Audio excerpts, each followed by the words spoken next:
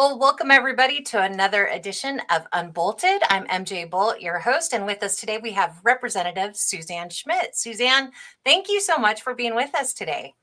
Oh, and thank you, MJ, for inviting me. I really appreciate the opportunity. Yeah, well, I'm very excited to have Suzanne on here. Representative Schmidt, she's right here in the 4th District, Legislative District, which is right where I live. And some Mhm. of you may know this, but many of you may not. Suzanne and I actually ran against each other a couple of years ago when Suzanne was first elected. And, it was a good competition. And now we're good friends, which is Yes. pretty cool. So I'm really Yeah. excited to have you on here and to talk about what's been going on with you and the legislative sessions and everything in Olympia. But first of all, Suzanne, I'd like to give everybody an opportunity to find out, how did you get here? Like, tell us about, what you did before and what led you to run, because it's not a little thing to run for office and to sacrifice so much. So tell everybody a little bit about yourself and how you got to here. Okay. So, first I'm going to say I was raised in Montana. I moved to Spokane Valley 28 years ago, and I've lived in the same house since. So I have all three of my children, all boys, graduated from U High, and now my grandchildren are on track to graduate from U High as well. So pretty embedded in this community. Um, how I really got involved and why I ran for office in the first place is I worked for Associated Builders and Contractors. I was originally hired to manage their workers' comp program. So I did manage that program for a long time, but I worked with the members and in managing their workers' comp claims. And then that really moved into, working with them on unemployment claims, on overtime issues. So really just kind of a broad HR employment law representative and working with the members in those areas. So I've been doing that, been in that arena for 25 years plus. And then what really, I'd say, projected me into running was first of all, I was appointed to president, CEO in 2016. And in that role, part of my job was to be a advocate for small businesses and to work with our state and local government to advocate for less regulation, less taxes, and make Washington State and our cities more business friendly. So in that position, I worked with our lobbyist, and I spent time in Olympia. And I had, part of, spending time in Olympia and talking with our representatives that were there, especially when I was talking about employment issues. That was something that, not all of them brought that skill into the office. So everybody that runs for office brings a different skill. I know, like when you ran for office, you had the education and you were on the state education board. So we all have different strengths that we bring into office. So I noticed as part of, communicating with our representatives that I had quite a bit of experience in employment law and labor issues that was really helpful to those those representatives.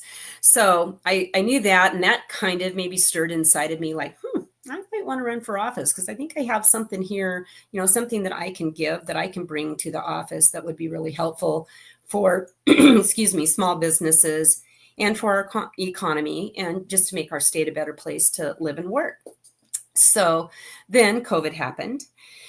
And I know everybody had their different issues that they dealt with during COVID. And I know like yours were more focused on education. Mine was focused on when COVID happened, the governor shut down residential and private commercial construction.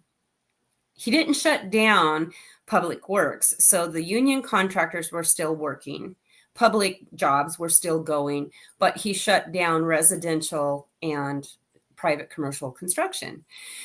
So I was on a council is the Washington Construction Industry Council, and we met once a week. And so we were talking, like, how do we get our members back to work? How do we get the governor to let us bring these people back to work? We need them because they're all small businesses. They were all worried about if they were going to make it, business wise. I don't know if most people know this, but most small businesses, when they get started, they usually use a second mortgage on their house as a way to finance that new small business. Right. So it's not just losing the business, you lose the house as well when the business doesn't succeed.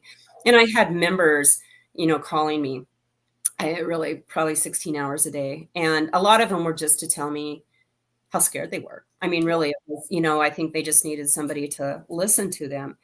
So for 3 weeks, we did everything that we could to reach out to the governor's office. We had, we reached out to his people. We, sent emails, phone calls, letters, everything. And Governor Inslee chose not to respond to us. So those people were sitting out, not working, and he chose not to respond. Finally, 3 weeks into it, he responded by saying, well, we could, I could possibly consider letting them go back to work if you can provide me with, so you can create this task force that's going to go in and create safety rules that are going to protect the workers and the job site, and just very detailed. I think it was like 30 points that we had to hit every single one of them. So I worked on that with, with the Construction Industry Council, and we actually had some other industries in there as well. So, helping us, we had the hospitality industry, I think the food industry, because they actually are directly, they related to the commercial construction, because that's what commercial construction builds, just like restaurants, banks, Yep. things like that. So if we can't build their new restaurant, they can't open it. And so it's, we support each other in those ways of trying to get, the economy moving forward. So we worked on that for several weeks. We did finally came up with a safety plan that the governor signed off on, or he approved. And then as he accepted that plan, he then designated L&I to police, to enforce, and to police. So we had, lots of safety inspections going out. People, and the governor called for on public TV to ask people to report on their neighbors. So if you had some neighbor remodeling their house and there was a construction worker at their house or a company, to report them to L&I so that L&I could investigate and make sure that they're following the safety rules. And so that was just, I couldn't believe it. I couldn't believe that the governor had that much control, and that that people's businesses were just put on hold. And it just didn't, it was incredible. It was just incredulous. I don't know, incredible is a good word, because that almost sounds good, but it was just unbelievable that he did this. So we did work through that. We got people, the construction industry, back to work. We did, had those 30-foot plans, or point plans, excuse me. We had training classes. We updated safety programs. We were doing this all when our office was still shut down, and it was myself and one employee. So we were doing all of this work, getting these programs together, getting them out to our people, getting them trained so that they could then get their construction companies back to work. So by, I'm going to say June, July, the construction industry was somewhat stabilizing. They were back. They understood the safety programs. And then it was summer, and so there was less cases of COVID. And then we went into the fall, and there was more cases. And so then we had more problems. We had to go back and readdress some of the safety issues, that kind of thing. But by the end of 2020, everybody was on a pretty good path. They were okay. We had the PPP, or the PPE loans that came from Congress, that businesses were able to get through Small Business Association, that kept them afloat. So that was all happening, working out pretty pretty well. And then we came into 2021. In 2021, we had the state government received a lot of COVID funds, and we had businesses that were still, trying to figure out how they were going to move forward. And the state of Washington decided, and I wasn't in the legislature then. I just hearing about it through the committees and in the groups and our lobbyists. But the legislature decided to take that as an opportunity to put in more regulations and more taxes and make it less business friendly in the state of Washington. I don't know their thought process. I can't, but my guess is they thought, oh, they survived this, they can take more. We can put more on them. And Suzanne, you're the association, is it Association of Business Builders and Contractors? It's Associated Builders and Associated. So how many organizations does that serve? How many businesses? There's, I think, so when I left, it was right around 230. I think they have about 270 now. So they've actually grown in membership. So that's, so 230 businesses, and that would be contractors, subcontractors, and then of course, like insurance companies and banks and, affiliated businesses with them. And pretty much all non-union, is that right? Correct. Yes. Okay. So they're, not anti-union, but they're representing a bunch of interest there. Yes.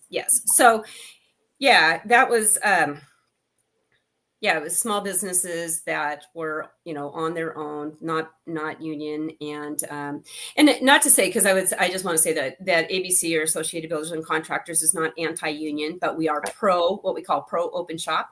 So we believe in fair and open competition.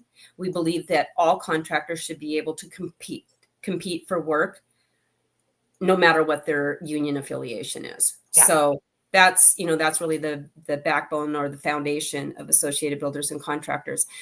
But at any rate, that's what, in the beginning of 2021, I was just unbelievably frustrated and just taken aback. I just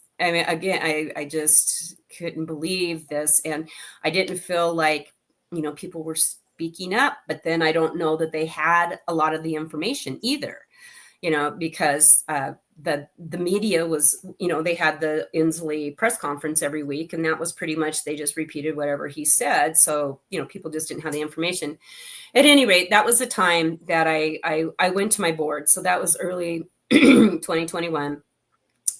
And I told them that I felt that, I really felt it was a calling. I really do. I believe it was a calling, that was something that I needed to do. And that I was going to resign at the end of, or retire sounds better than resign. That I was going to retire at the end of 2021 and kick off my campaign in 2022 to run for office. So they were supportive. We kept that, we kept it quiet for, several months, just because it causes, when somebody knows that the CEO is going to leave, it usually causes some unsure feelings within the association. So we kept it quiet up until the time that I filed. And, but that's how I got in here. It was a heart and a passion for small business. Also knowing that I had skills and abilities and knowledge based on my professional career that helped me to navigate some of the things that go on in Washington, in the legislature. And then also, once that legislation is passed and it goes to the agencies, because I had quite a bit of experience working with the agencies, with L&I, with ESD, Employment Security Department. DOR, the Department of Revenue. So that's why I ran. I felt like I had those skills and abilities, and I wanted to try to right the ship. Yeah.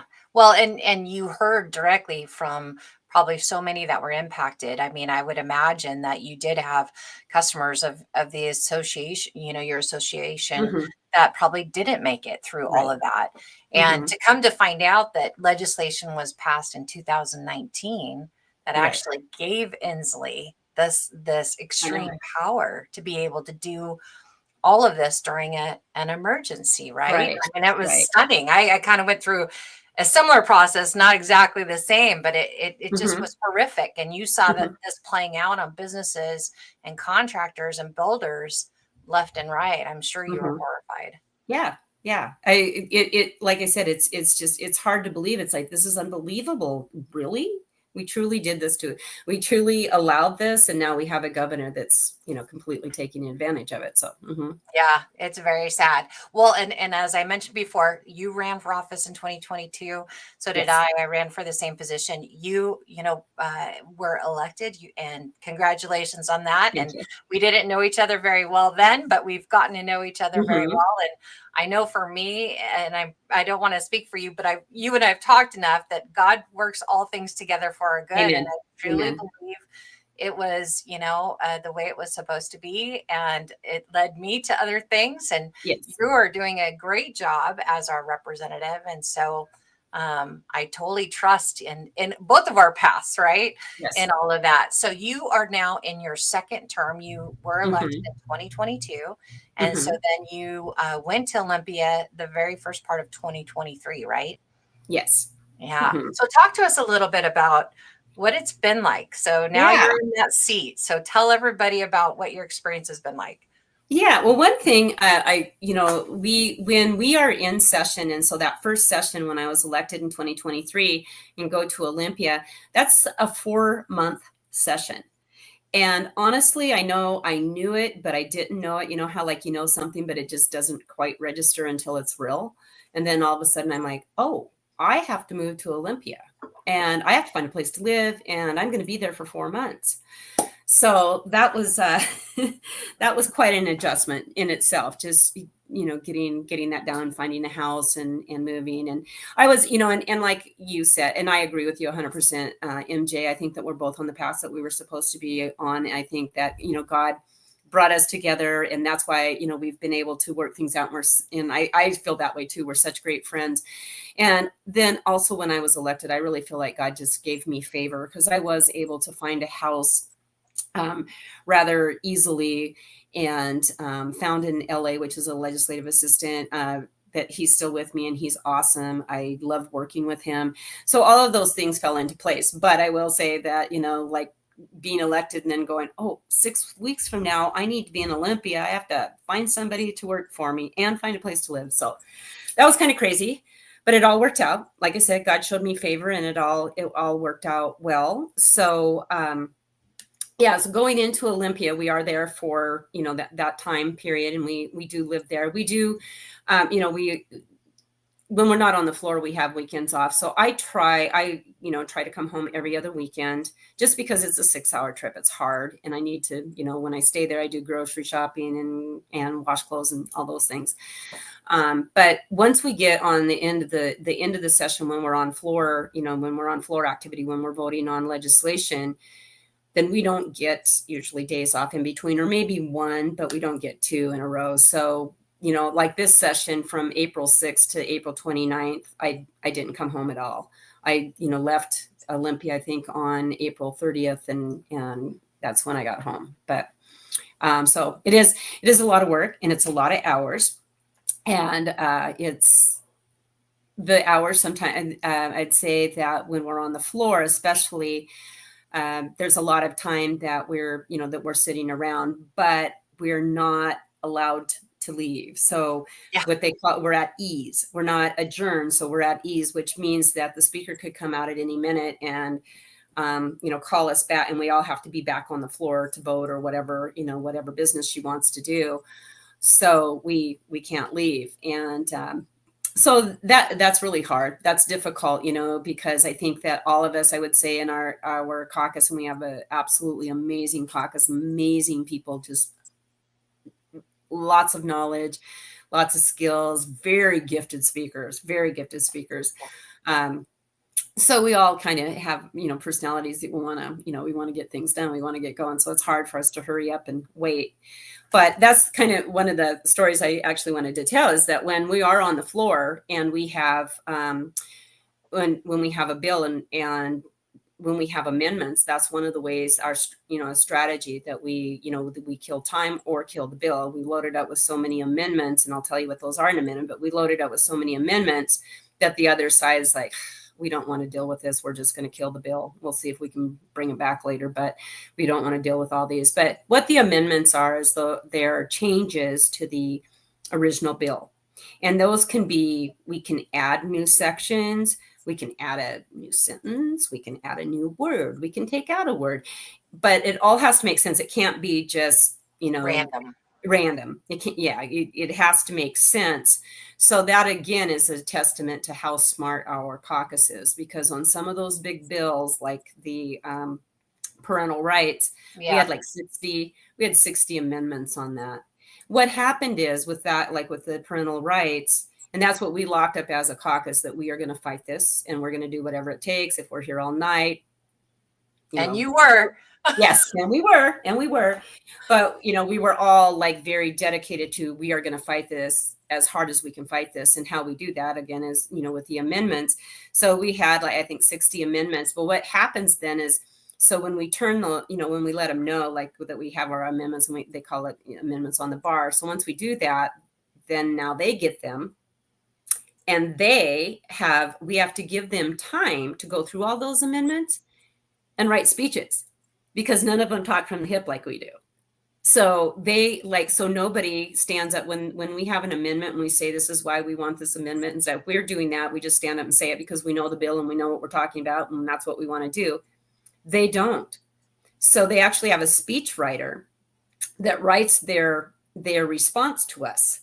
And so we sometimes sit there, 4 or 6 hours waiting for their amendment, for them to, first of all, decide who's going to speak to the amendment, and then their speech. I'm not kidding. And like with the Parents' Bill of Rights, we had 60 amendments on it. So we waited a long time before we got to the floor. And then we were on the floor. We ended at, we were there for 7.5 hours, and we did pull some of our amendments in negotiations. Right. We pulled some, and then they conceded to a few things, which didn't really amount to much, but at any rate, but that's how we fight. And unfortunately, we weren't able to stop it.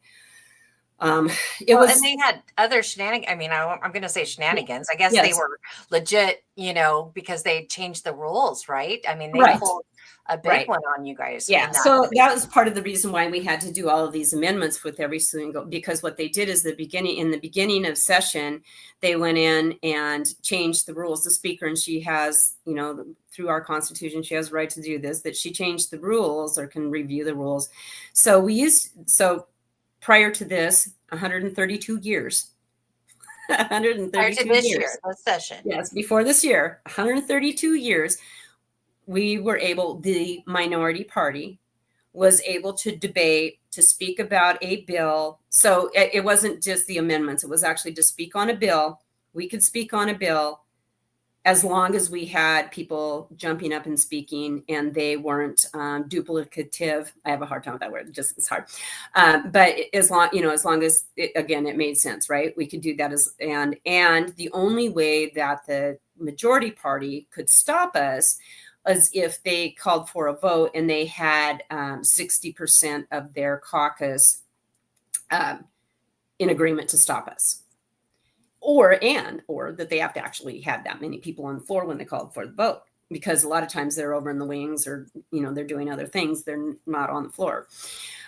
So they changed that rule, and so that they could change it with a simple majority vote. So as long as they had the majority of their caucus there on the floor and they voted to shut us down, they could shut us down. And they actually did do that on the parental rights. They did. Yeah. Actually, it was right in the middle of Jeremy Defoe was speaking, and they called it. And so we had to go to, we went to a vote and we were done talking. We couldn't talk about it anymore. And on the amendment or on the whole bill? It was the whole bill.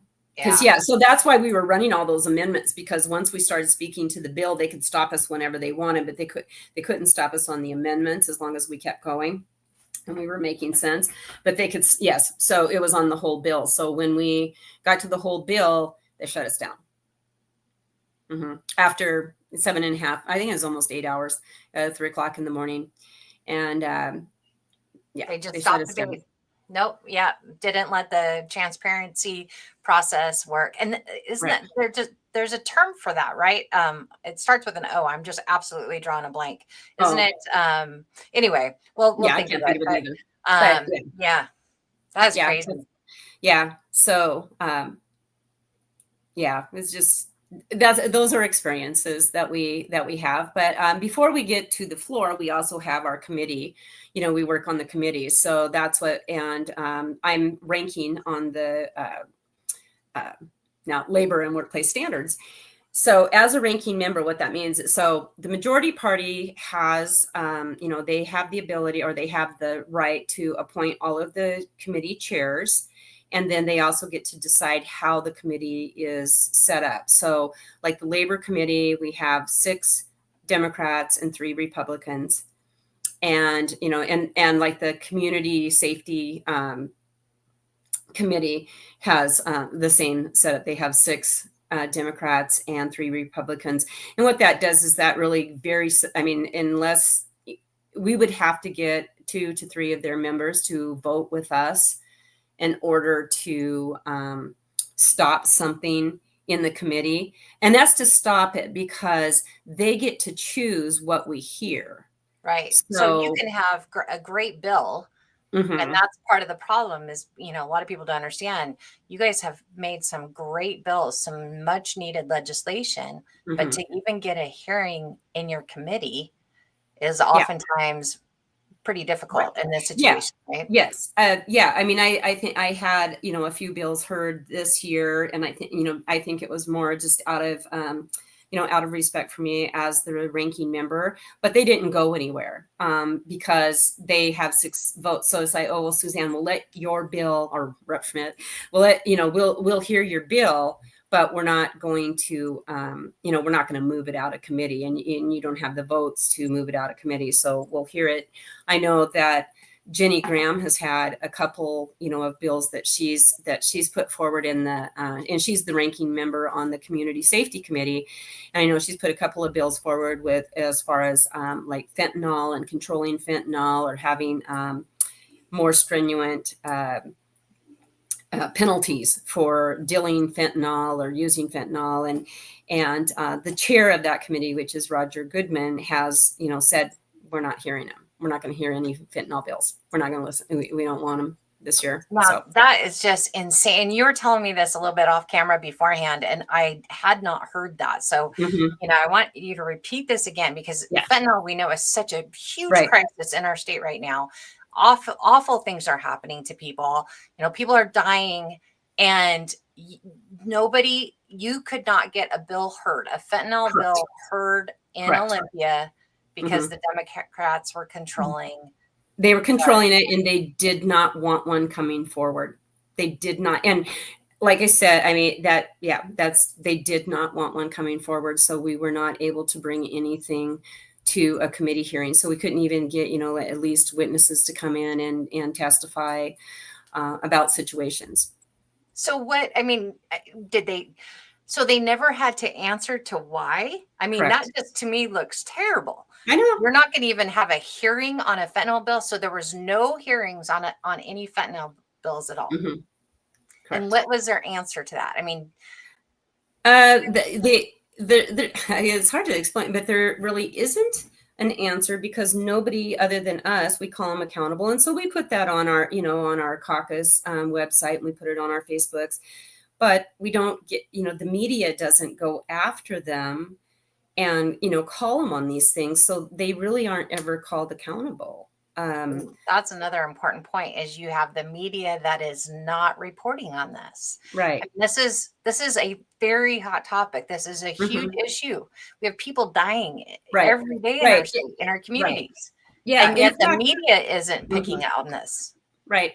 And in fact, that's what, so I've came back to the community, and I am working with Katara Johnson on the Gabriel's Challenge. And we actually have a summit scheduled for September 18th. And it's not open just to the public. It's by invite because we want to get people that are really, like in the justice system, in the court system, and people in rehabilitation clinics, billing, insurance billing and things like that, to get together so that we can hopefully come up with some solid solutions, that we can run some legislation that I want to say they can't say no to, because it just makes sense, Yeah. because we just have to do something to stop this. Yeah. So, well, this is my open invite, Suzanne. Anytime that happens again, and it's like yes, mind blowing, and no media is picking it up. I know I'm small beans, but come on here and let's share that story, because that is so ridiculous that they yeah, have no accountability from our media. And that's why, I'm doing what I'm doing, is to help try to right, give platform to some things yeah, that we know our media, our mainstream media, is not going to talk about. And that's yeah. horrific. Yeah, well, that's what we saw, yesterday, and I don't know if you saw it, but the governor's press conference, and about the letter from Attorney General Bondi, and how he was going to fight it, and we're going to move forward with the Work Washington, or Keep Washington Working. And Brandy Cruz asked him two very direct questions about the trooper that was that was killed in the line of duty by a illegal alien that, had our state cooperated with ICE, he would have been out of the country, because he'd had several, felony convictions or criminal convictions. I'm not sure if they were felony. I know they were criminal convictions. So, but at any rate, and she asked him directly, about that. And he said, like, oh, we're going to treat everybody the same, whether they're, undocumented or they're a citizen, and we're going to keep them accountable, but we don't. And then she had a follow-up, and I don't remember what her follow-up was, but he said, yeah, Ray, answer the question. I'm not answering it. And there were 7 other reporters in that room, 6 other reporters other than her in that room, and not one of them picked up or tried to follow up on what she said. And then he closed the conference. Oh, that's pathetic. And that, so that was, 7 or 6 reporters throughout the state of Washington that were in that room from, media outlets in the Seattle area. And after she asked that question, because I think we needed an answer to that question, but he didn't answer it. And then, closed the meeting, closed the conference. Well, so yes, definitely got to be. It's got to be a frustrating experience a bunch. So what has surprised you the most? What's something that, going in maybe, or, something else about like how things work? I mean, I'm sure it's been frustrating for you, since we have a minority, right. Republicans have the minority in both chambers. Mm-hmm. But what has been something that's maybe surprised you that is not expected when you went in? I think that I think that's with what surprised me probably was working with like capital budget like requests. So those are things that we can bring back to our communities for for economic development, or because they need them. Like I was able to get $225,000 for Trent Elementary, because Trent Elementary doesn't have any playground equipment, and the kids that go there really need to have some playground equipment. So that, I think, was the thing that surprised me the most, is I didn't understand how the capital budget was different than the operating budget or the transportation budget. So the capital budget is money that the state has actually earned by selling bonds. And so that's money that we have. And then everybody goes in and says, I want that, I want this, I want that.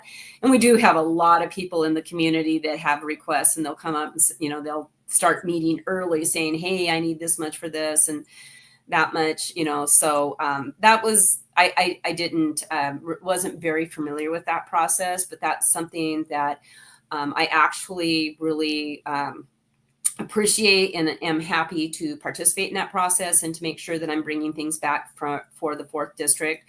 I know my seatmate, Representative Chase, he and I worked really closely on all of the requests that we made. We sat down together and created a priority list. And, so we were very, like, he took one, I took one, we kind of went back and forth, and were able to come up with a list that we could present to the capital budget committee, so that we could bring money back to the 4th District. So, and I felt really good about that partnership, and him, we worked together on that. And like I said, we did bring some good, good things back. The money for Trent Elementary, we brought back money for the partners in the Northwest, which is the food bank, formerly Valley Partners. So the food bank, Balford Park over, across from City Hall, so that they could expand that and really make that into, a community center, because the Spokane Valley doesn't necessarily have it. It doesn't have a downtown. So maybe we can create some kind of community center in that area. So there were some really good things that we were able to bring back to our community.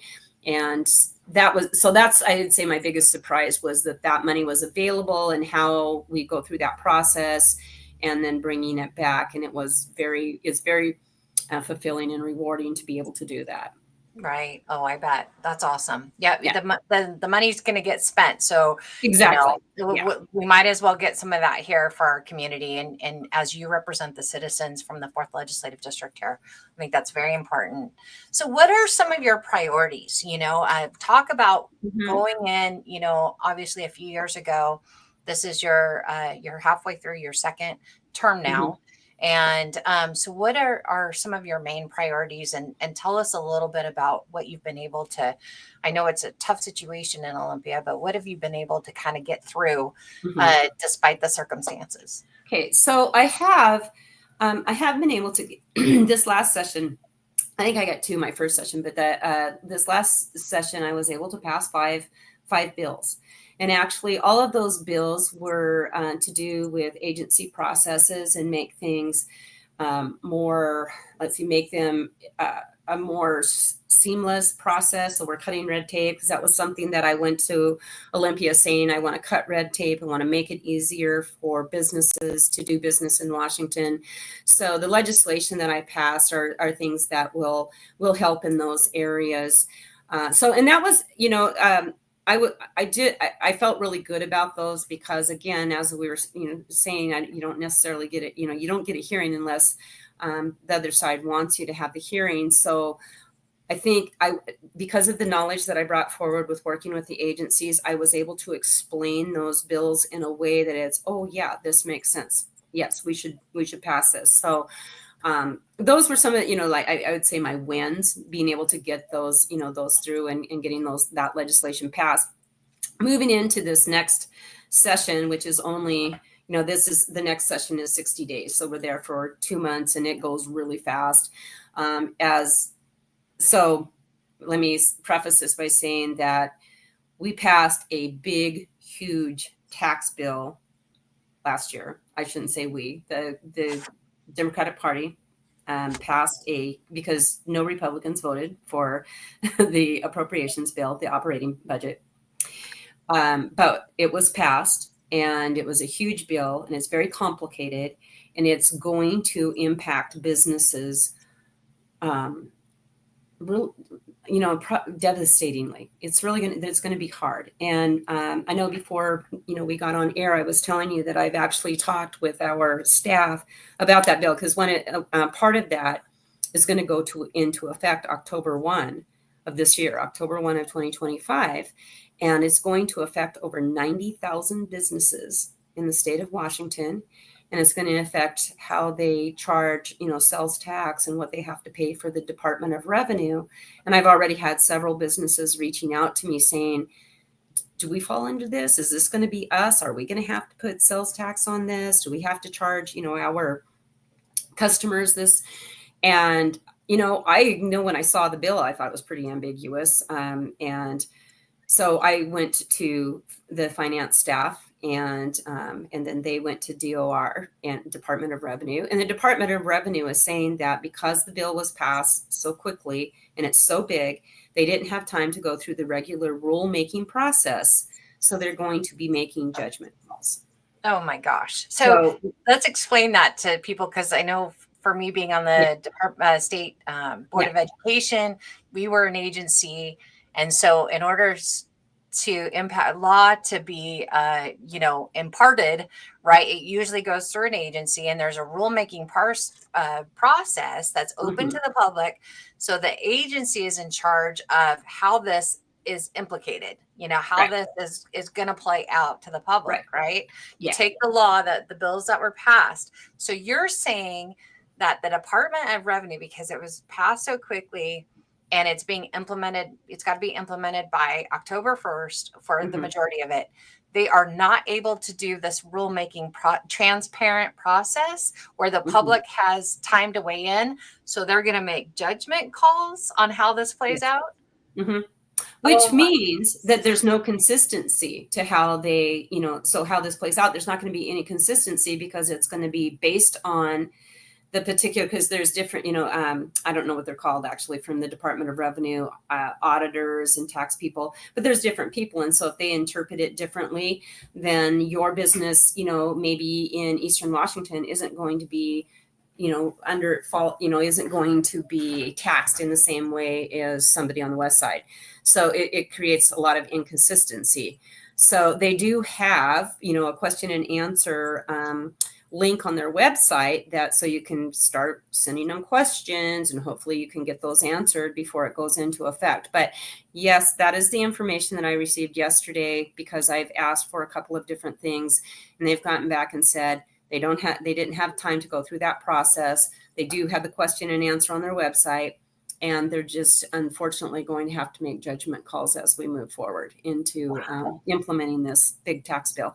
Yeah. Suzanne, how are they able to do that? Because I mean, I just can't imagine an agency being able to sidestep the public process because we don't have time or whatever the reason. I mean, Mhm. to me, that's got to be embedded in our Well, and processes. and I honestly don't know the answer to that, and I will look into it. But my guess is, and I will look into that to find out how could they do that? How can they sidestep? So my guess is they must have been given some sort of carve out or something from the Attorney General's office because the Attorney General basically provides law and rule to the agencies. Yep. So when those agencies, when they go to, write the rules or have Oh those, yeah. rulemaking process, so that would be my guess, but I don't know the answer to that. So I will look into that because that's a really good question. How are they able to sidestep?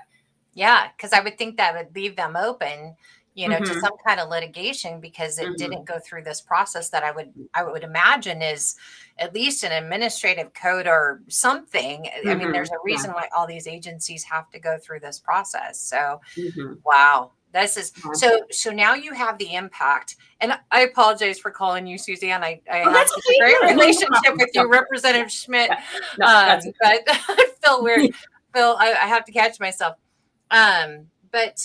So you have this huge tax, legislation that was passed, and we knew mm-hmm, it was bad, and we knew it was going to be impactful. But it's looking, as this has played out, you've been able to get more information, and you said the impact is 90,000 businesses. I mean, I mm-hmm, just what can be done? Are mm-hmm. are you and your colleagues, other Republicans talking about what can we do? Is there any Yes. mitigation of this? Well, so yes, we are. And so what I am doing, but yes, we are. And thank you for asking that. So what I am doing is I only have a couple of bills that I'm going to run this year. I have, the referee bill I'm going to run again, and I have another one with apprenticeship. But for the most part, what I'm doing is spending the interim visiting with businesses. I've met, with the Seattle Chamber of Commerce. I've, with AWB, so the Association of Washington Businesses. So what I'm looking for is data and statistics, and also working with the Washington Hospitality Association, but looking for data and statistics that I can present at hearings, because I think what we're going to have to do is run trailer bills to try to fix this or to clarify some of the language that is in the tax bill. And so that's what I have been doing, is trying to prepare myself with getting that data.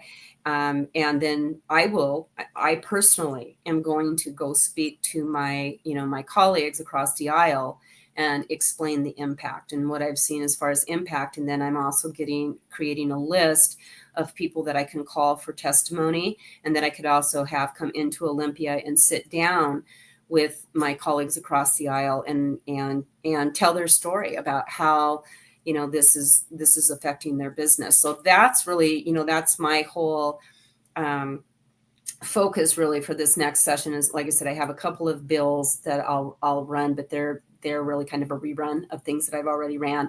So I don't have any new legislation. I really don't want to take any new legislation on, because I'm really trying to focus on that. Not just the tax bills that I was talking about, but there were also, like there was a bill that was passed to expand paid family medical leave. And so because of that, we're going to have some solvency issues, and we're going to have to look at how we're going to change the way that that's billed or the rates are charged. So And so explain that a little bit, the solvency issues. So okay.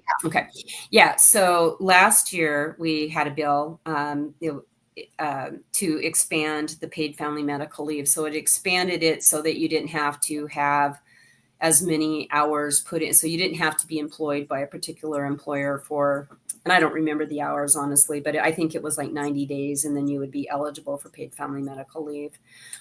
So it had been like 800 and some hours. So it was a half a year, and the bill changed it to 90 days that you would have to work for an employer before you were eligible. It also, so that expanded how many people would be eligible, right? So more people could file claims because it's easier to qualify. Right. Then the other part of it is also during that time, then the employer would have to provide health insurance for that employee. So if they were providing health insurance, no longer could you, while they were on paid family medical leave, have them roll over to COBRA. You'd actually have to carry their insurance through that period. And is this funded at all by the state? So this was an increase. Well, the state funds it in a couple of different ways, but the state funds it because it's going to be more claims, so they have to pay it out. Then the health insurance part of it would be if there's state employees, and that is the largest employer in our state. The largest employer in our state is the state. And so if they have people taking paid family medical leave and they were paying their benefits during that time and then rolling them over to COBRA, now they're not. They would have to continue that. So but that's really that, that the insolvency also issue is also because we expanded it for, which I didn't have a problem when we expanded it for like domestic violence and people, that had issues, like that, or they had a restraining order or whatever. They had to basically be in hiding, and so they could take paid family medical leave. But because we expanded it, we have more claims happening. We expanded, so now both the mother and father can take. I think it's up to 18 weeks of parental leave when they have a baby. So one can take it, then the other can take it. So. And also the claim rate, the amount that they get paid is more than you would on unemployment. I believe it's like $1,700 a week. So it's we're paying out a lot of money. So the insolvency, because we keep expanding the paid family medical leave and letting more people be eligible, and they're eligible for longer periods of time, and they're making more money. So it's based on how much money they're making. The program itself was set at a rated calculation rather than an actuarial rate setting. And an actuarial rate setting is a rate setting that is based on, this is how, historically we had this many employees file this many claims and they cost us this much money. So in order to fund this program next year, we have to collect this much money. Well, we haven't had it on that. We've had just a calculation. So now we have to look at, how are we going to fund this program and putting that rate, which is going to impact employers and employees. And I've heard this impact some local employers as well, in that they also can take it. They don't have to take it in one lump sum. Exactly. Well. Maybe that hasn't changed, but I know. That was newer so they don't have to take it in one lump sum. So they could take this, this 18 weeks, they could take it in a 6-month span of time or a year or whatever. So, yeah. And which also causes a lot of problems for the smaller employees for scheduling. Yeah. So anyway, because of that expansion and the way that that the calculation is being set for both the employee and the employer portion, now we have to go back and look at that, because it looks, from projections, it looks like the program will be insolvent in 2027. Wow. Wow. Oh my Yeah. gosh. So Yeah. you're asking for real life experiences with Yes. the new tax that's coming, how people are being impacted, how Hmm. businesses are being impacted, Hmm. and you want to get those stories from Yes. people so that you Yes. can help share those with your colleagues and Right. hope to try to see if you're able to mitigate this. Yes. Yes. Yeah. Yeah. So Yeah. reach out to Suzanne. Tell people how to get Yes. a hold of you, and we'll do that at the end too. But Yeah, so you can get a hold of me by my email address is Suzanne Schmidt at, is there a dot in between there? there's a dot in there. There is a dot. Okay, so that's Suzanne dot Schmidt at leg, so leg dot wa.gov. So that's my legislative email. And please reach out to me there. Both my LA, my legislative assistant, and myself are we're reading those every day. We hopefully we never miss any, but that's the plan anyway, that we don't miss any. So I would say email me is really the best way to do that, and then that way. Either myself or my legislative assistant can reach out to you. We may reach out via email, or we'll get back to you with a phone call or set up a Teams meeting or something like that. But yeah, if you have those real life experiences that you want to share with me, please reach out, because that is my plan. That's what I'm working on, really focusing on in this interim, is collecting that data. Like I said, I've worked with the Seattle Chamber of Commerce. I also work with the Valley Chamber of Commerce, and looking at, how businesses, how they're doing, how many businesses have shuttered since 2024, how many businesses have shuttered in 2025, and trying to get those individual stories so that we can share those across the aisle and hopefully, change some minds and change some votes. Yeah, for sure. And I just pulled up your page here. Okay. It's got your contact information. And so you can just go to that. Suzanne Schmidt.houserepublicans.wa.gov is the website I'm on. The other thing that I wanted to bring up was this affordability rankings that I saw on your page. I mean, this is horrific. And we were Yeah. talking about gas prices earlier, in this whole tax package that was just passed, the largest in history, correct? Mm-hmm, mm-hmm. So the largest tax increase in history, Yeah. as we have people leaving in droves, as we have businesses leaving in droves. Here was this huge tax package that was passed, and that Suzanne's been talking about, the implementation of this starting October 1st. We already have the third highest gas prices in the nation, the fourth highest grocery prices. So if you don't understand, like this is aside from these taxes. I mean, this is stuff that was already happening. So gas prices affect everything. And what were you saying, Suzanne? Yeah, I wanted to mention that because I think the media did, I think probably a decent job of getting the information out about the gas increase as of July 1. So the gas increased by 6 cents a gallon. But what hasn't been reported, and I think the message that hasn't gotten out, is that diesel raised by 12 cents a gallon.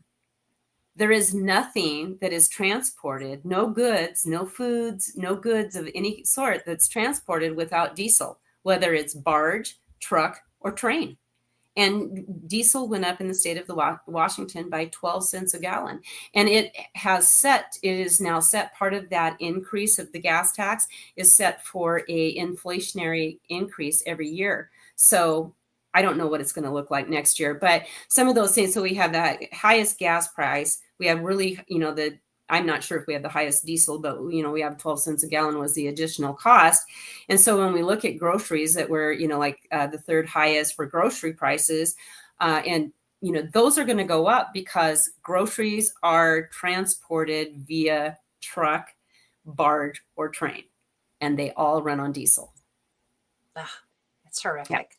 Yeah. It's very, very sad. So this is, I mean, most of us know it and most of us feel it, but to see the numbers on this is mind boggling. And it's mind boggling to see that the Democrats are not willing to do anything about it. I mean, and Suzanne, like we were talking about some of the people earlier. I've met a lot of these Democrats that are in Mhm. Olympia and the legislature, and they're decent people. So Right. how is it that they have such a different frame of reference or mindset on this? I mean, Yeah. these these these statistics are staggering. How are Yeah. they not wanting to change this for the people? I think that, there are, and they are decent, it's decent people that have, some common sense and good ideas. But I think that their leadership has a very progressive agenda, and they one thing that they are really good at is uniting. And the Democrats are really good about uniting behind a cause. And when they've decided that this is the best way to go, because I think, what they've at least in my opinion, when we went into session, what they all went in there saying, well, we're going to tax the rich and we're going to get all this money from the rich. And that's how we're going to pay for all of these programs that help the, middle to low income people. But in actuality, they're not able to do that because, like you said, those people are fleeing the state. So the taxes that they thought they were going to collect by these, millionaires and billionaires, they're leaving because they can, because they have enough money that they can pick up and leave the state. So now all of the taxes that they put in place are going to hit the middle and low income people. And so that's, I, that's a good question. And I'm not sure that I know the answer to it, other than they have an agenda and they're very good at uniting behind a cause. And so they do believe, and I believe that they believe that they're right in this, that it's going to make Washington a better place to live, which there are, and I told you this before we got on air too, is that there are several people in that progressive group of people that I'd say are running, the agenda, are are democratic socialists. They actually wear pins on their lapel. There's two members on the Labor and Workplace Standards Committee that wear the pins on their lapel every day. Two legislative members. Yes, yes. In the lapel pin, it's a red flag. It's backwards red flag. Looks like a pendant, because I actually had to Google it. I didn't know what it was. But then I found it. Yeah. So Wow. it is. Yeah. So they are aligned with that Democratic Socialist Party, which basically wants to, their philosophy is, we will tax the rich. We're going to collect all this money from the rich so that we can take care of the middle and low income people. And really what that does is it eliminates or destroys free market capitalism. Yeah. So Yeah. It's well, and the impact again is these results that we're seeing. We talked about the gas prices and the grocery prices, but mhm, fourth most expensive housing. I know housing is a priority of yours. mhm, Seventh most costly childcare, and mhm. third highest cost of living. I mean, that's impacting everybody, as Everybody. you said. Mhm, mhm. Yeah, Yeah. this is not sustainable. No, exactly. It's not sustainable. So that's, really, I guess, my hope, and where I would say, let's end this on the positive note, it's not sustainable. So I think that the work that I'm doing and the work that my caucus is doing to bring these people in, to tell their stories and to talk about this in a common sense way, I think that's the hope. It's not sustainable. And so they're going to have to start looking at this and saying, oh, wait a minute, this idea is not working. Let's start, let's kind of backtrack, let's pedal back and see what we can do to fix this and make Washington a more business friendly state again. Because I know we were in the top 10 of business friendly states, and now we're in the bottom 40s. Bottom. Yeah. Well, and I So, think the stats on you were saying how many businesses have closed in mhm, 2024 and 2025. I think mhm, those stats would be interesting, as well mhm, as how many people have left mhm. the state. I think that would be those statistics would be pretty interesting, I think, Yeah. for everybody to see, and maybe for people like me to help, promote and expose, to help Mhm. get that information out there, because we're Yeah. not okay. We're not okay. Yeah. I mean, I'm able to stay here in Washington, and I believe I have a calling to do that as Yes. well. But Mhm. it's hard. It is Yeah. not easy, and you feel for people that are just under the oppression of these taxes and this environment that's very oppressive. It's very Mhm. regulated for businesses, and it's very tax burden. Yeah, It's yeah, heavy, right? yeah. It's awful. So, well, again, we Mhm. thank you for going in there and doing the good fight Thank and you. not giving up and doing whatever it takes and standing against everything, and a lot of my colleagues that I talk with or we message back and forth, that's what we want to see is we Mhm. want to see representatives that we understand the situation where we have a minority and it's not very promising, but we expect our representatives to go in there and do everything they can do to Mhm. fight, and if Mhm. it takes staying up until 3 o'clock at night in the morning and Yeah, throwing 60 amendments at it, that's what it takes. I mean, right. that's what you got to do. Yeah. What is there anything else that's on your agenda for this next session now? Suzanne, explain to people the two different sessions. So there's the 2-year cycle. Explain that to Mhm. people so they Okay, understand. so there's a 2 year cycle in the beginning. So the first, so this 2 year cycle was the 25, 26. So when we go into 25, that is the long session. So that's actually the session. That's where we're going to try to get as much as we can, much work as we can done. Then when we go back for the short session, which is a 60-day, that's a supplemental session. So that's really meant to kind of follow up on things that maybe bills that didn't quite make it through, that we ran out of time. We could follow up on those bills, or when it comes to budget issues, we pass a budget that we know is not going to work, then that's when we come back with ideas and legislation to fix the budget that we just passed. So that's what this short session and what I'm going into is, that's what it's all about. And so that's why I'm really, like I said, not focusing on submitting new legislation. I'm really looking at what can we do to fix what was passed last year, and having those resources, that data and testimony ready to, address those issues. Kind of do it's kind of more the second part of that biennium. This next session is more kind of tweaking, right? Yes. Because Yeah. the big Yeah. session was this year, and it kind of sets the whole environment for Right.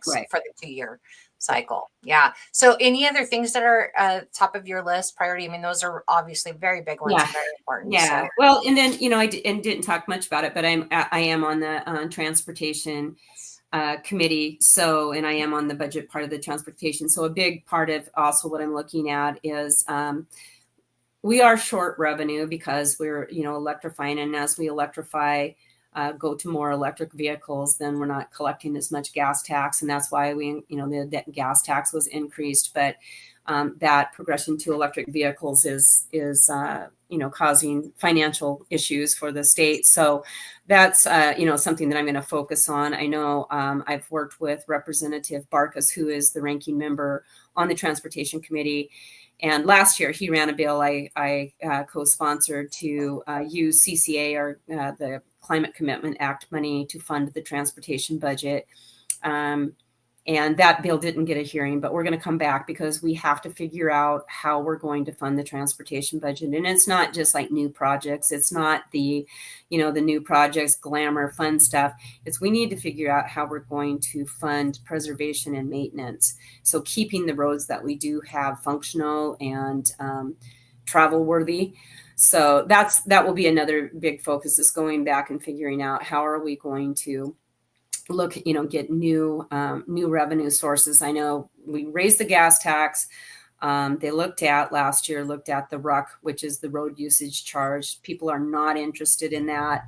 There might be, something else that we can do with that. But, I think my major focus is, can we get some of that CCA, that Climate Commitment Act money, to use for transportation? Even if we could pay for all of the ferries out of the Climate Commitment Act, that would give us more money for preservation and maintenance. So where is that money going now? I guess I just would have assumed, yeah, because the gas tax, right? Why is it not so the going to gas transportation? so the gas tax does go to transportation, Okay. but the Climate Commitment Act, that money, that is part of our, that is part of the reason our gas is so expensive, is because of the cap and trade, because we have the cap and trade where we basically we sell credits to companies to allow them to pollute.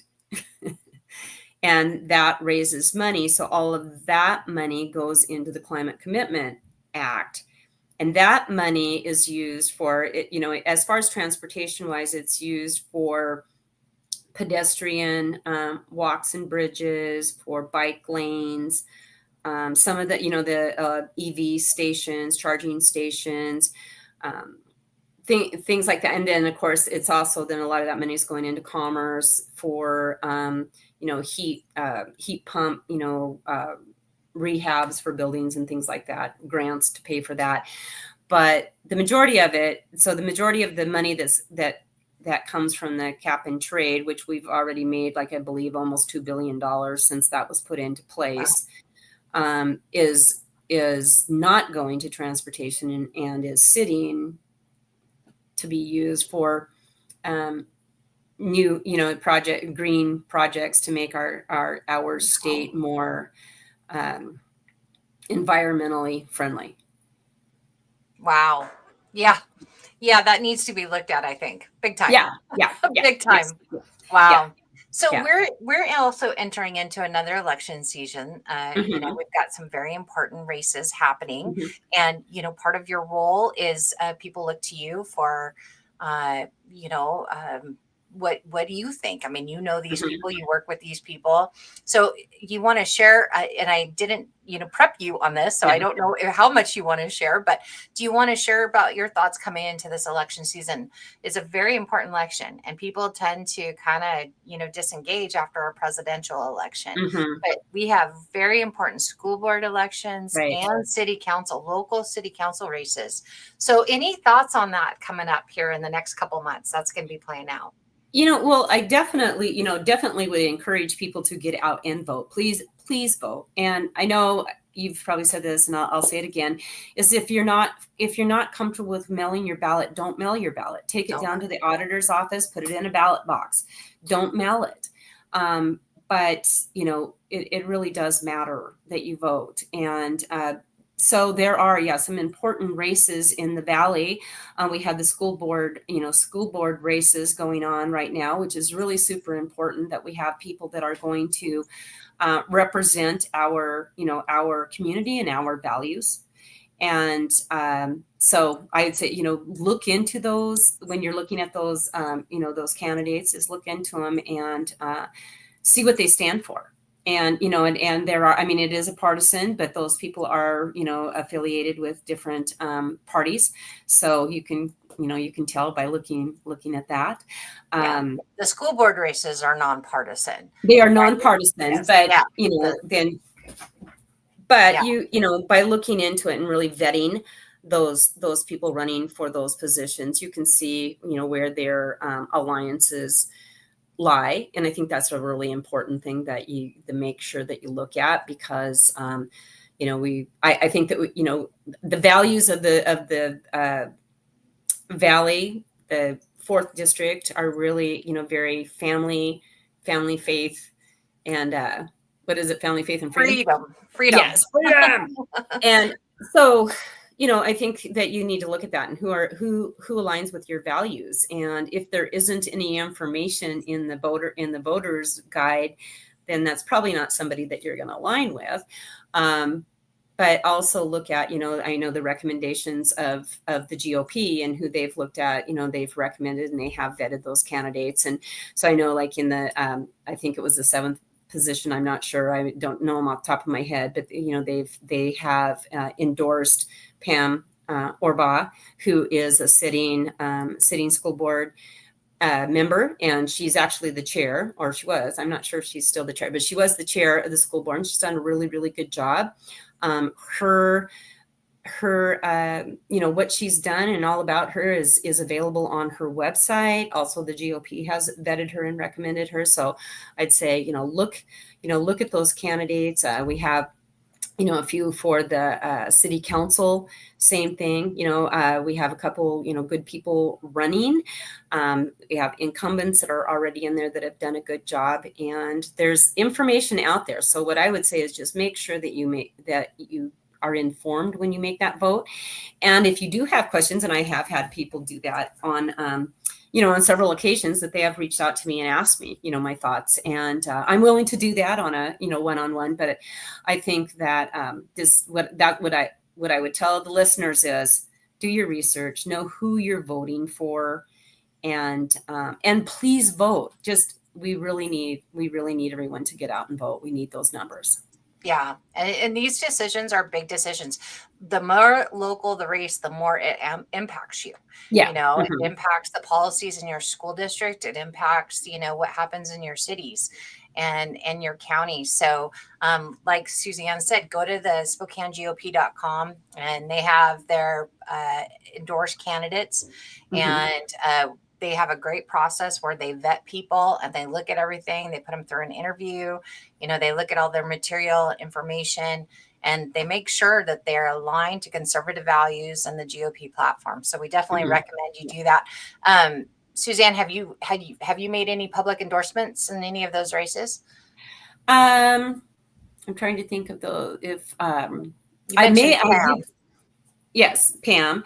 And I was trying to think if I did any other. I did endorse Laura Padden. Laura Padden had ran, and she's an incumbent Republican. So I did do that. I know on her mailer that she had me listed as one of her endorsements. And then I did also endorse, which she's not running now, but we did go through that process, is Preston McCollum for county prosecutor. So he's the interim right now, and then he will go through the process of being, selected. They'll go to the county commissioners, and they'll decide on one of the three people that the GOP put forward, which we had a really good meeting on Saturday. I thought it was really well done, very professional. We had great, nomination speeches. We had great speeches from all three candidates, and very professional in the way that it was ran and the votes. And so I feel really confident in that. And Preston did actually take, I think it was 78% of the vote. So he is the number one on that list, but we still have to submit 3 to the county commissioners. So it was Preston McCollum, Steve Garvin, and then Marshall Casey. So those will go forward to the county commissioners, and then they'll make a choice from those 3 people. So,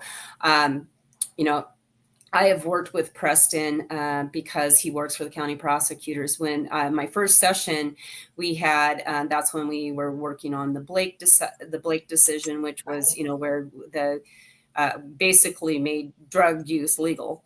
And so we couldn't pursue, right? That was also right. And the right to pursue, because we had done away with, the law enforcement couldn't pursue a vehicle. And so we were trying to, change that legislation. So I worked really closely with Sheriff Knowles, and at the time it was Chief Meidel, and Larry Haskell, so Prosecutor Larry Haskell, and then Preston McCollum. And so Preston was just very, he's always been very professional, very reliable, easy to talk to, run things by. And so was really happy to see that he was going to pursue the county prosecutor position. So yeah, well, I'm glad you brought that up, because I wanted to ask you about that, because I saw you there, and I am a PCO, so I am a member, a voting member of the body of the GOP, and Representative Schmidt came as a guest, which was great because she's one of our elected officials, and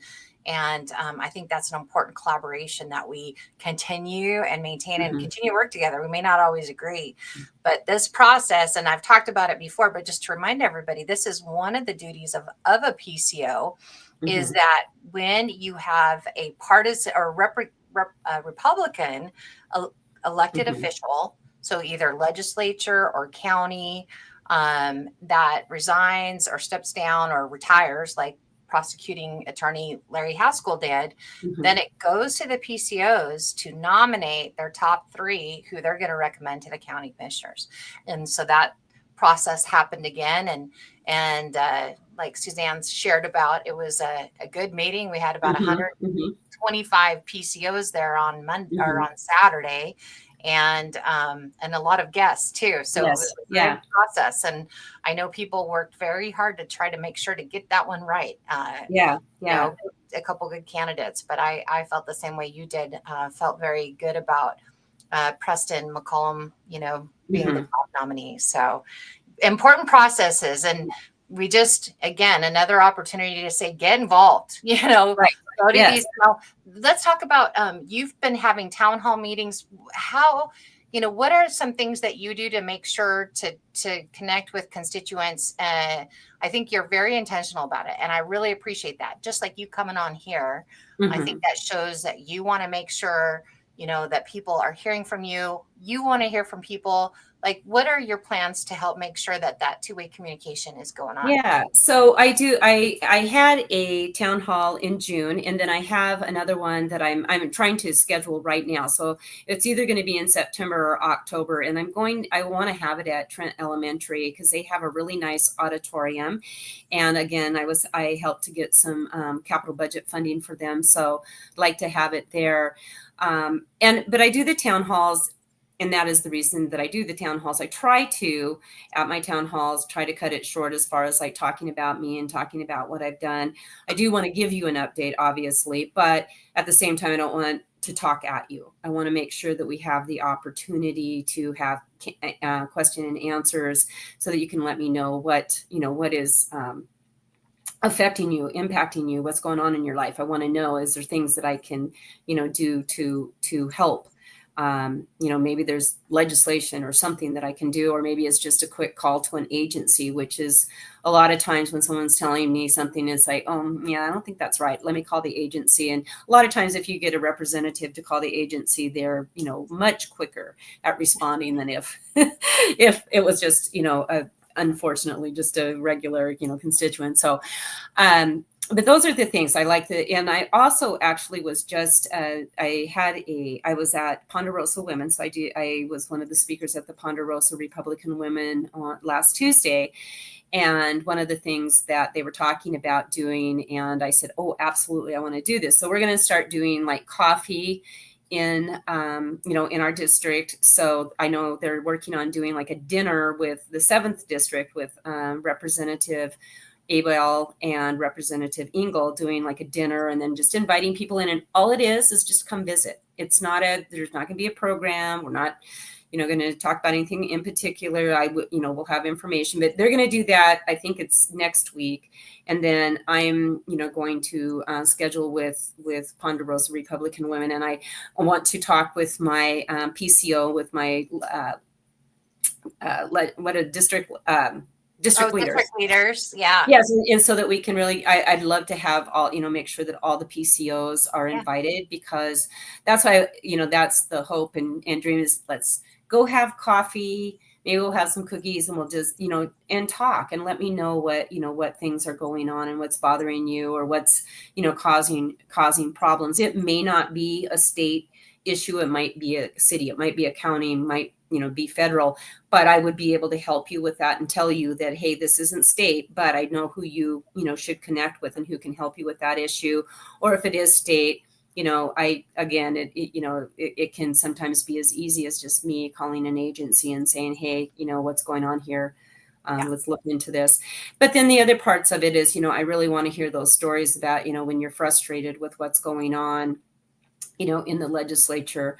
I want to hear those stories. I want to know your frustration, but also let's talk about how you can get involved during the legislative session. And I know that the GOP had a was a kind of a push to vote. Can't think of what it was. Get out the vote. Stephanie, yeah, get out to vote.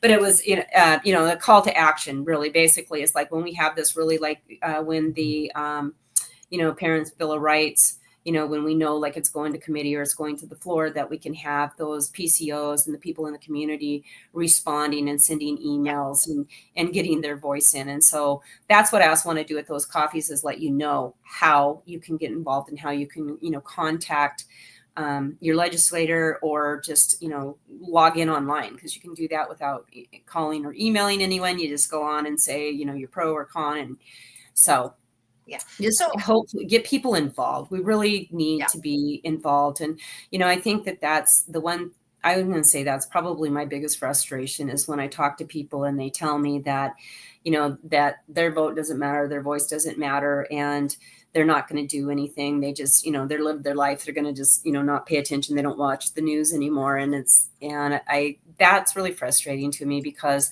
your vote does matter. Your voice does matter.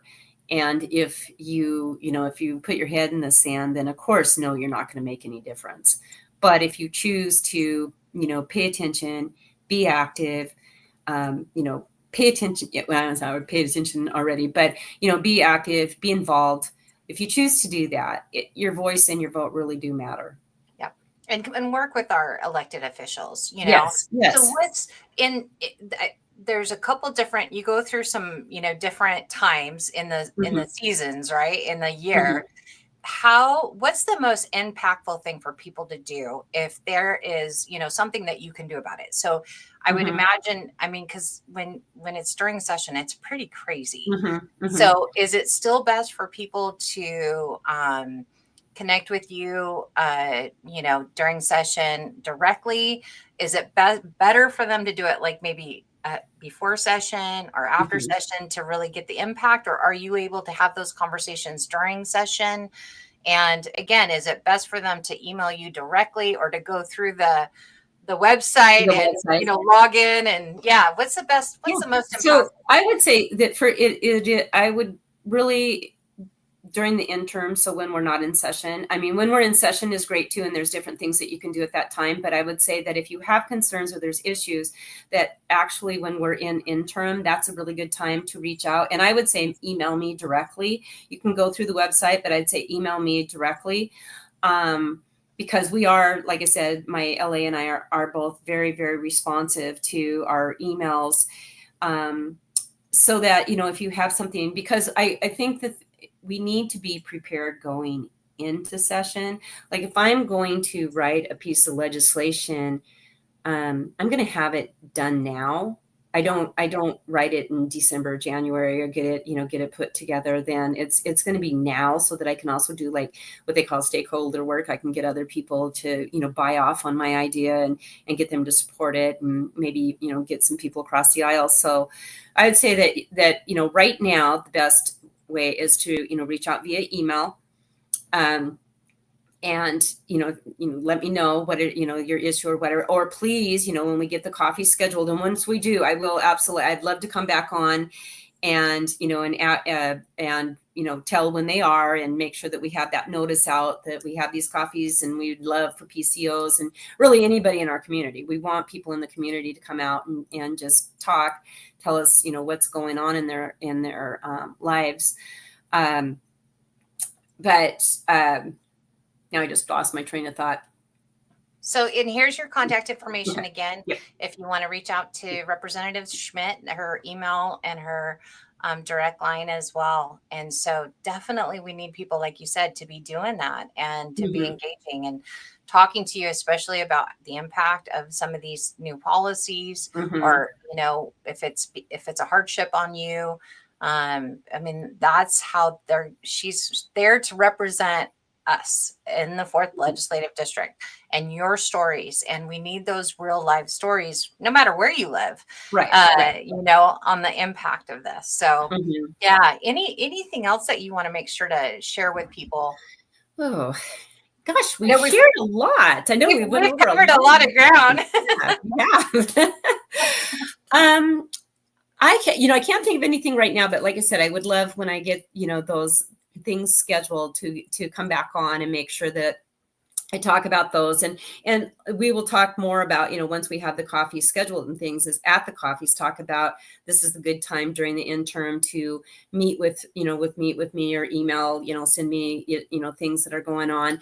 And then when we're in session, there's a different way that's more impactful of communicating. And that is actually, once we get into session, the most impactful way is to get on the website and log in, whether you're pro or con, or if you want to, register to be a testifier to testify about a particular bill, or if you don't feel comfortable speaking, you can also email that, or not email, but you log it, you put in your written testimony. And so, because we really do pay attention to those, we look at those when we're in committee meeting.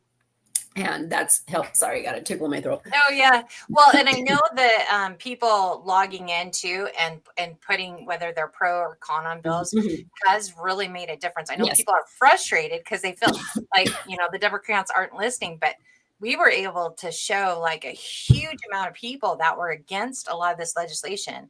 And I mean, I know, again, maybe it didn't go well, but it sure makes an impact, and it shows. It does. And there were things, and I don't have them off the top of my head right now, but there were absolutely bills that were killed that the Democrats pulled because we had so many people logging in. They're like, oh, we're not going to do this. So it does work. I mean, it doesn't work every time, but it does work, and they do pay attention. Yes, for sure. Well, Representative Schmidt, thank you so much for coming on today and taking time to share with the people about your heart and, why you're doing what you're doing and the impact you're able to make, and just being open and willing to connect with the constituents and to try to make our state better and our community better. And so we can stay here. I really want to stay here. The other thing about the other thing about Suzanne is that we live about a mile apart too. And I've lived here for like 23 years. 24 years as well. So we've both been here for a long time and didn't know each other until we both ran in 2022. But again, I think you're doing a very good job, and I really do appreciate, that you listen, heartfelt, listen to your constituents and you provide opportunity.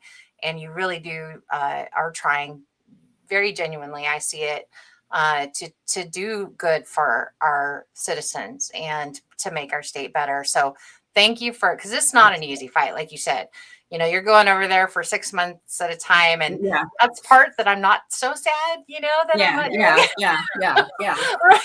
I know. That actually crossed my mind. Like, I think maybe MJ was the winner. Well, we're all the winner because we were working together, absolutely. Right? Absolutely. And God had other plans for me, right? Like, who knew? So, but thank you again, and do. Please know this is here to communicate something comes up. You guys want to highlight, something crazy that the Democrats are doing or something crazy they're doing in the legislature, or they're not listening to or giving a hearing to some good bills. The whole fentanyl thing just is flabbergasted me. I had no idea that they weren't even willing to hear a fentanyl bill. I mean, wow. And we need to shout that from the rooftops. And so however I can be of, assistance with any of that. And I know we've got a lot of keyboard warriors around, especially on X and Facebook that are willing to help as well. So, however we can partner, but thank you for everything you're doing, and keep it up, and blessings to you and your family as, they make the sacrifice as well. Yeah. And I hope you get blessings to you, and thank you for what you're doing, because I think this, this podcast and just all the work that you've done with the GOP and just really getting messages out there. I just want to really thank you for that. I appreciate everything that you're doing. Thank you. And Vivian says, thanks to you both. Very enlightening. Thanks, Vivian. Thanks to everybody that's been listening and engaging as well. And yes, we'll hope to have you again sometime here in the near future. All right. Okay. Blessings to you. Take care. Okay. Blessings to you too, MJ. Okay. Bye-bye. Bye.